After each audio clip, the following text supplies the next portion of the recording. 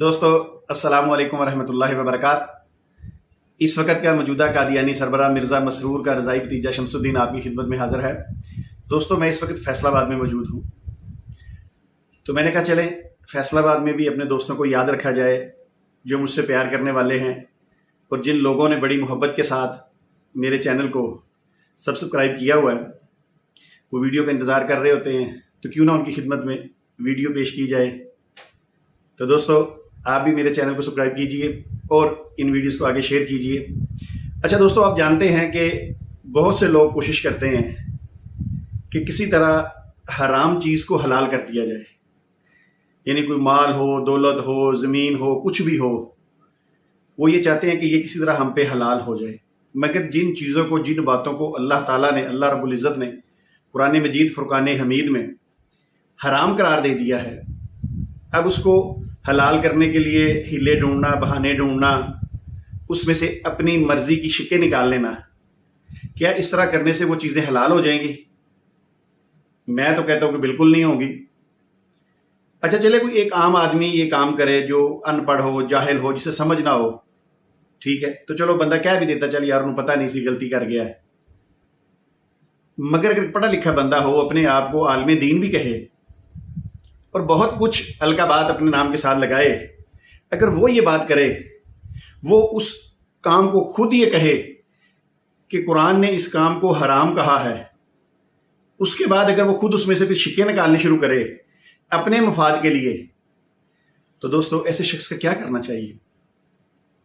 پھر یقیناً ان لوگوں کو بھی سوچنا چاہیے جو ایسے لوگوں کو مانتے ہیں، ان کی پیروی کرتے ہیں، ان کے پیچھے چلتے ہیں۔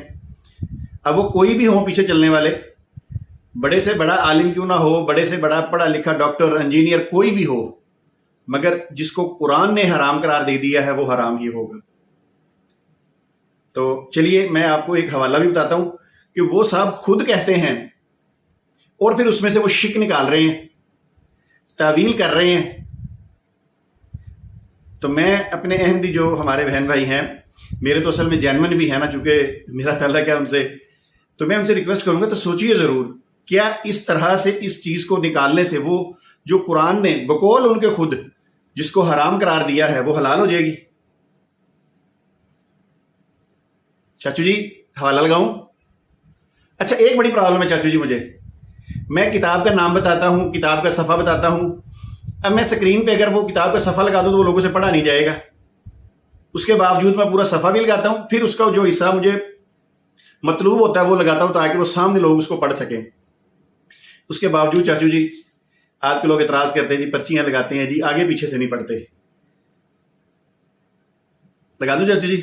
چلیں آئیں لگاتا ہوں والا، کتابیں آپ کی، نبی آپ کا، ہم نے تو صرف آپ کو وضاحتیں دینی ہیں، ہم تو اس میں سے آپ کو حوالے نکال کے دینے ہیں، کیونکہ آپ نے تو کتابیں پڑھنی نہیں ہوتی۔ دوستو آپ نے دیکھا کہ بانی جماعت احمدیہ خود ہی اپنی کتاب میں یہ بات لکھ رہا ہے، کیا کہتا ہے؟ نبوت جو اللہ تعالیٰ نے اب قرآن شریف میں باقاعدہ قرآن شریف کا ذکر کر رہا ہے، ٹھیک ہے، اور کہہ رہا ہے نبی کریم صلی اللہ علیہ وآلہ وسلم کے بعد حرام کی ہے۔ اب دیکھیے کس طرح یہ اپنے قول سے پھرے گا۔ اب ہمیں اس عبارت سے یہ پتہ چلا کہ اللہ تعالیٰ نے قرآن مجید میں نبی کریم صلی اللہ علیہ وآلہ وسلم کے بعد نبوت کو حرام قرار دے دیا۔ اب دیکھیے کہ بانی جماعت احمدیہ اس حرام سے کس طرح حلال کو نکالنے کی کوشش کر رہا ہے، کس طرح یہ اس حرام کام کو جو اللہ نے قرآن مجید میں فرمایا ہے وہاں سے حلال کے رستے نکال رہا ہے۔ لو دسو اس طرح کی نہیں ہوتا ہے، مگر اس کو جب ضرورت پیش آئی، یہی میں کہتا ہوں کہ قادیانیوں کو جب ضرورت پیش آتی ہے نا تو یہ پھر حرام کاموں میں سے بھی حلال کے رستے نکال لیتے ہیں۔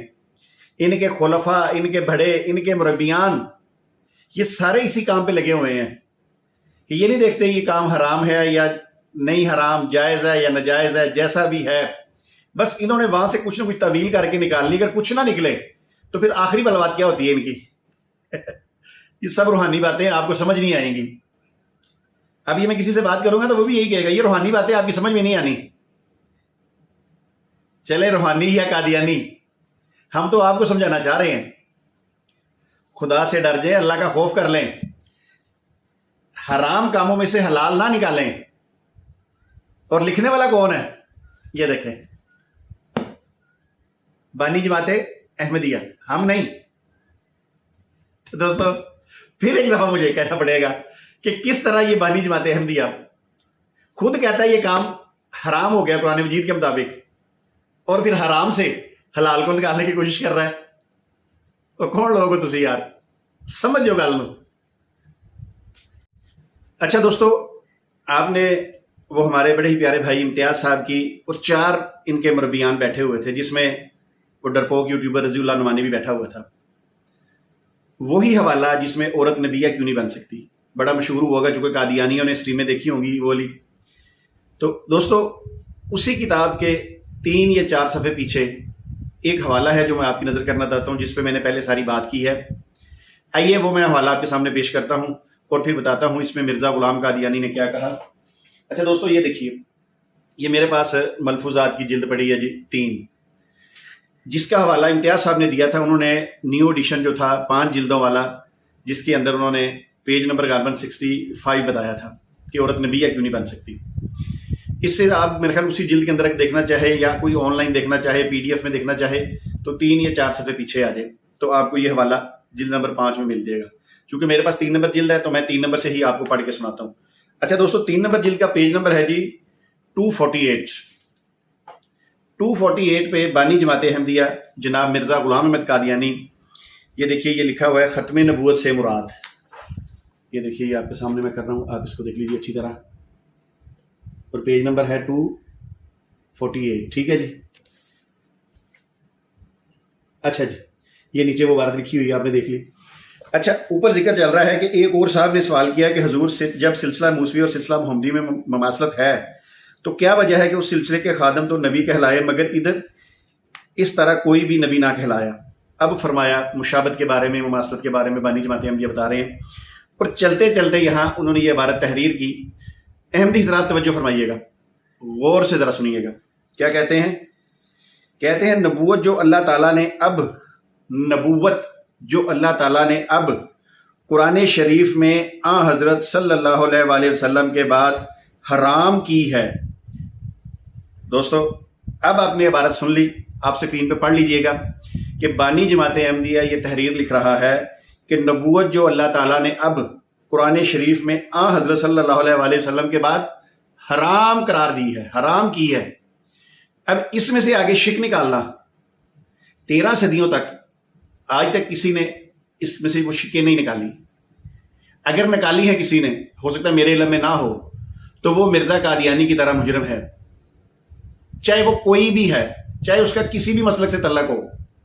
اب بانی جماعت احمدیہ اس میں سے آگے تعویل کر کے شک نکال رہا ہے اپنی نبوت کو پیش کرنے کے لیے، چاہے وہ ذلی ہو، چاہے وہ بروزی ہو، چاہے وہ امتی ہو، چاہے کسی قسم کی ہو۔ اگر قرآن نے نبوت کو حرام قرار دے دیا ہے حضور کے بعد کہ کوئی نیا نبی نہیں آ سکتا، کسی کو نبوت عطا نہیں کی جائے گی، اس سے ایک معاملہ بڑا آسانی حل ہو گیا کہ قرآن نے حضور کے بعد نبوت کو حرام قرار دے دیا ہے کہ اب حضور کے بعد کسی کو نبوت نہیں ملے گی۔ اب جن کو پہلے مل گئی ہے وہ تو مل گئی ہے۔ آپ سمجھ گئے میری مراد کیا ہے؟ کہ حضرت عیسیٰ علیہ السلام کو نبوت قرآن کے بعد نہیں ملنی، حضرت عیسیٰ علیہ السلام کو نبوت قرآن سے پہلے مل چکی ہے، اور پہلا اگر آتا ہے تو اس کو قرآن کے بعد نبوت نہیں مل رہی، جب وہ آئے گا تو اپنی نبوت نہیں چلائے گا، وہ بلکہ امتی کی حیثیت سے آئے گا، بے شک نبی کا وصف اس کے پاس ہوگا۔ تو کتنی پیاری بات میں نے آپ کو بتا دی ہے آج۔ اچھا اب دوستو اس میں سے مرزا غلام قادیانی اپنے لیے رستہ ہموار کر رہا ہے۔ اب وہ کیسے کر رہا ہے یہ آگے آپ بھی پڑھ لیجیے گا، مگر مختصر میں آپ کو پڑھ کے سناتا ہوں۔ کہتا ہے اس کے یہ معنی نہیں ہے کہ اب اس امت میں کوئی خیر و برکت ملے گی ہی نہیں، ٹھیک ہے، اور نہ ہی اس کو شرف مکالمات اور مخاطبات ہوگا، بلکہ اس سے مراد یہ ہے۔ اب مرزا قادیانی کہہ رہا ہے یہ جو قرآن نے حضور کے بعد نبوت کو حرام قرار دے دیا، اب مرزا قادیانی اس کی شک نکل کیا کہہ رہا ہے؟ بلکہ اس سے مراد یہ ہے کہ حضرت صلی اللہ علیہ وآلہ وسلم کی مہر کے سوائے اب کوئی نبوت نہیں چل سکے گی۔ جب قرآن نے حرام قرار دے دیا تو حضور کی مہر کیوں لگے گی اس پہ؟ وہ تو لگ ہی نہیں سکتی، چاہے دنیا کا جتنا مرضی بڑا بندہ آ جائے۔ یہی تمام مسلمانوں کا عقیدہ ہے کہ جب عیسیٰ علیہ السلام آئیں گے تو وہ امتی کی حیثیت سے آئیں گے، نہ کہ وہ آ کے اپنی نبوت یہاں چلائیں گے۔ कितनी प्यारी बात एक लाइन के अंदर मिर्जा कादियानी ने यहाँ पे लिख के अपने ही मुरब्बियान के, अपने ही खुलफा के, अपने ही सब लोगों का मुंह बंद कर दिया। बस समझ आने की देर है इनको। जिसको समझ आएगी इंशाअल्लाह वो फिर कादियानियत में नहीं रहेगा, वो कादियान वाले के साथ नहीं रहेगा, वो कुरान वाले के साथ रहेगा। क्योंकि कुरान क्या कहता है, फिर पढ़ देता हूं कि नबूवत जो अल्लाह ताला ने अब कुरान शरीफ में, दोस्तों बड़ी प्यारी बात, तवज्जो करना है, आपने इस वीडियो को खूब शेयर करना है। अगर इस वीडियो को शेयर करने की वजह, इस बात को समझने की वजह से अगर एक भी अहमदी कम्युनिटी का फर्द मुसलमान हो जाता है तो उसमें आपका भी हिस्सा होगा इंशाअल्लाह ताला। नबूवत जो अल्लाह ताला ने अब कुरान शरीफ में नबी करीम सल्लल्लाहु अलैहि वसल्लम के बाद हराम की है, कौन कह रहा है? बानी जमात अहमदिया खुद कह रहा है। और जब जरूरत पेश आई तो फिर इसने कहा कोई नहीं, जिल्ली बरूजी उम्मती की असलाहात बयान करके तो नबी बन जाया जाए, कोई मसला नहीं है। क्योंकि कुरान के बाद और हजूर के बाद, फिर यहां कह दूंगा कि ईसा अलैहिस्सलाम कुरान के बाद नबी नहीं है, हजूर के बाद नबी नहीं है, बल्कि वो कुरान से पहले के नबी हैं और हजूर के से भी पहले के नबी हैं, इसलिए वो इस जुमरे में नहीं आते। बाकी जितने लोग हैं वो इस जुमरे में आएंगे। तो दोस्तों मैं उम्मीद करता हूं, आज मैं आपको भी बताता हूं, आज ज़िलहज्जा का पहला दिन है और अल्लाह ताला हमें दीन पर चलने की तौफीक अता फरमाए, अल्लाह ताला हमें नेक काम करने की तौफीक अता फरमाए और इन अहमदिया कम्युनिटी के लोगों को बात समझने की तौफीक अता फरमाए, वो समझे कि बानी जमात अहमदिया क्या बात कर रहा है। चलिए, मैंने कहा इम्तियाज़ भाई के लिए ये हवाला भी उनको पेश कर दूं, वो देख लें, सुन लें।